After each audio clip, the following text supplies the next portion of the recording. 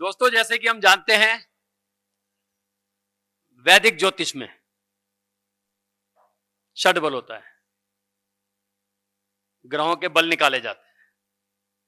इसी प्रकार लाल किताब में भी ग्रहों के बलों पर जोर दिया गया है।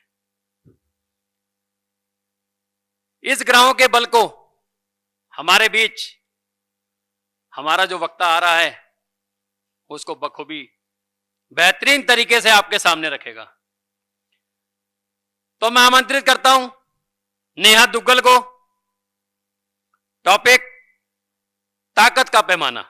नेहा जी प्लीज।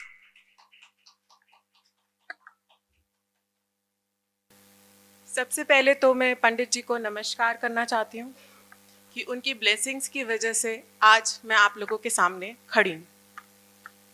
सभा में बैठे सभी मेरे गुरुजन, सभी मेरे मित्रों को मेरा नमस्कार।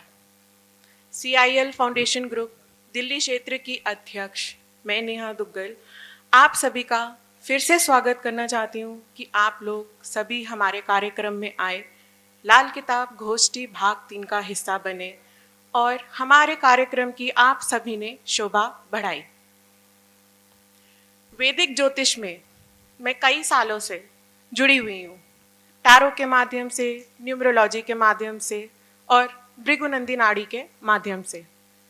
लेकिन पिछले 2 साल से मैं ज्योतिष गुरु कुंवर जी और दीपक गुप्ता के साथ मैंने अपना लाल किताब का सफ़र तय किया। जिस प्रकार हम वैदिक ज्योतिष में ग्रहों का बल देखते हैं कि किस ग्रह में कितना बल है, फल देने की कितनी क्षमता है। कई बार क्या होता है कि कुंडली हमारे सामने आती है और हम देखते हैं कि उच्च का ग्रह होने के बावजूद भी वो उतना पूर्ण फल नहीं दे पाता और नीच का ग्रह हमें उतना ही एकदम से फल दे देता है। तो वो ऐसा क्यों? लाल किताब में इसी को ताकत के पैमाने का ग्रह कहा गया है। इस चीज़ को हम समझने की कोशिश करते हैं कि लाल किताब में 9 के 9 जो ग्रह होते हैं उनको एक फिक्स सीरीज दी गई है। जैसे सूर्य को 9, चंद्रमा को 8, बृहस्पति को 6, मंगल को 5, शुक्र को 7, केतु को 1, राहु को 2, शनि को 3। ये जो अंक हैं ये फिक्स्ड अंक हैं। अब सभा में इसी चीज़ को मैं लाइव एग्जाम्पल के सामने आपको पेश करना चाहती हूँ। सभा में एक ऐसा व्यक्ति है जिसकी फीस सबसे ज़्यादा हाई है। ऐसा क्यों? क्यों लोग इन्हीं के पास आते हैं हाई फीस होने के बावजूद भी?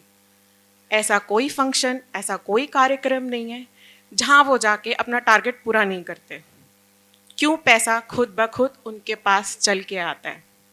हम सभी के मन में ये सवाल हमेशा से रहा है कि दीपक सर की इतनी हाई फीस होने के बावजूद भी हम सब अपनी जेबें उनके आगे खाली कर देते हैं। आते तो लोग उनके पास क्या कहते हैं करने की जिसे हम कहते हैं वर्कशॉप करने के लिए आते हैं। मान लो 2500 की वर्कशॉप, लेकिन वो बंदा जो है कम से कम 3 से 4 लाख इनको दे के जाता है। वो क्यों?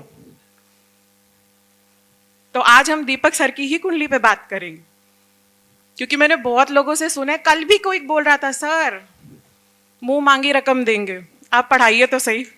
तो इसी बात के लिए तालियां। जैसे जो मैंने आपको सीरीज बताई थी कि सूर्य को जो 9 अंक दिया गया है, तो हम सबसे पहले ये देखेंगे कि दीपक सर की कुंडली में सूर्य कहाँ बैठा है। दीपक सर की कुंडली में सूर्य जो है खाना नंबर 9 में बैठा है और सीरीज में सूर्य जो है उसको 9 अंक दिया गया है। तो इस 9 को 9 से हम मल्टीप्लाई करेंगे तो वो आएगा 81, यानी सूर्य का जो बल है वो 81 है। अब आते हैं हम चंद्रमा पे। चंद्रमा इनकी कुंडली में खाना नंबर 12 में बैठा है। चंद्रमा का जो अंक दिया गया है वो दिया गया है 8। तो हम 12 को 8 से गुना करेंगे तो आएगा 96, यानी चंद्रमा का बल कितना हुआ? 96। अब हम आते हैं बृहस्पति पे। बृहस्पति इनकी कुंडली में खाना नंबर 4 में बैठा है और बृहस्पति को जो अंक दिया गया है, फिक्स्ड अंक जो बृहस्पति का है वो है 6।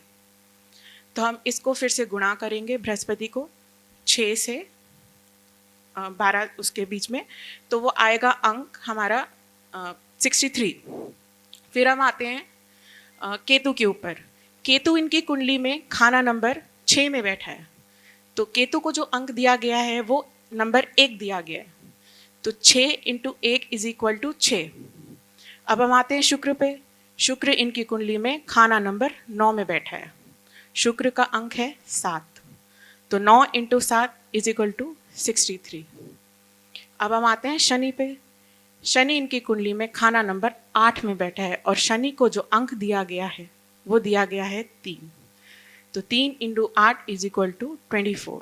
तो इस सीरीज में हमने ये देखा कि सबसे ज़्यादा बल जो है वो चंद्रमा के पास है, क्योंकि चंद्रमा जो है वो 96 लेके बैठा है, और लाल किताब में चंद्रमा जो है आमदनी का कारक माना गया है।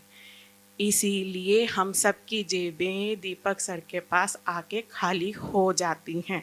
2.5 से 3 लाख का फटका हमें पड़ता ही पड़ता है।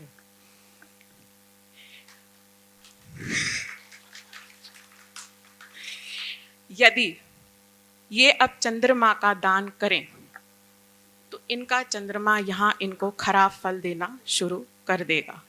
अब सबसे मजे की बात एक और, चंद्रमा जो है इनकी कुंडली में नीच का होके बैठा है 12वें घर में मंदा। उसके बावजूद भी क्योंकि उसका अंक 96 है, इसीलिए इनकी इनकम सबसे ज़्यादा है लाल किताब की। तो इसी के साथ मैं अपनी वाणी को विराम देती हूँ। धन्यवाद।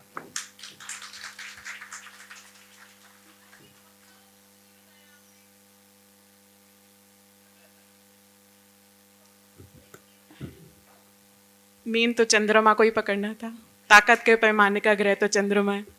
मंगल इनकी कुंडली में खाना नंबर 6 में बैठा है और फिक्स नंबर मंगल का 5 है, तो 6 × 5 = 30। और कौन सा पूछा था आपने? बुध। बुध इनकी कुंडली में खाना नंबर 10 में बैठा है। बुध का अंक जो है वो 4 है, तो 4 × 10 = 40। तो इन सब में से चंद्रमा के पास बल ज़्यादा है। और राहु इनकी कुंडली में खाना नंबर 12 में बैठा है। राहु को अंक दिया गया है 2 का, तो 12 × 4 करेंगे हम तो आएगा 24। तो ताकत के पैमाने का एक ही ग्रह है।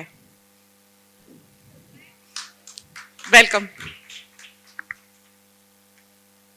बहुत अच्छा बताया नेहा जी ने।